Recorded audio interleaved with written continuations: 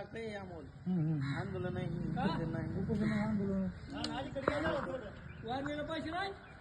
हे खाद्य सारखं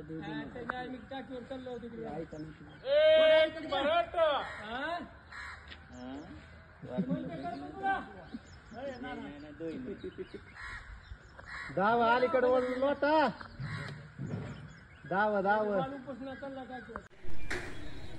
नवरात्र सुद्धा 9 दिवसात संपत असतं। आज 9वा दिवस आहे।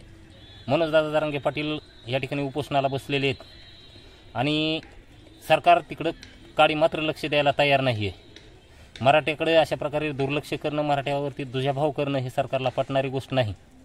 मनोजदादांच्या समर्थनार्थ या ठिकाणी आम्ही हे आंदोलन सुरू केलेलं आहे आणि मनोजदादा जरांगे पाटील यांना आमची विनंती आहे की समाज जितका महत्त्वाचा आहे तेवढंच समाजाचं नेतृत्वसुद्धा महत्त्वाचं असतं।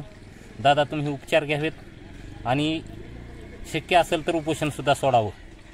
आपण पुन्हा लढूत आणि आरक्षण घेऊनच राहूत, परंतु तुमचा जीव हा लाख मराठ्यांच्या बरोबर आहे। त्याच्यामुळे आपण आमच्या तोंडाकडे बघून उपचार तरी कमीत कमी घ्यावेत ही तुम्हाला आमची विनंती आहे। दैपळ गावामध्ये आज आम्ही पाण्याच्या टाकीवर चाललेलो आहे। या झोपलेल्या सरकारला जागा करण्यासाठी आज आमचे 9 दिवस झालं मनोजदादा जरांगे हे उपोषण करतायत, तरी कसली कुठलीही दखल न घेतल्यामुळे आज आम्हाला पाण्याच्या टाकीवर येऊन बसायची वेळ आलेली आहे। जोपर्यंत सरकार ह्या गोष्टीची दखल घेत नाही आणि मनोजदादा आमचे उपचार घेत नाहीत तोपर्यंत आम्ही खाली उतरणार नाही। जय शिवराय।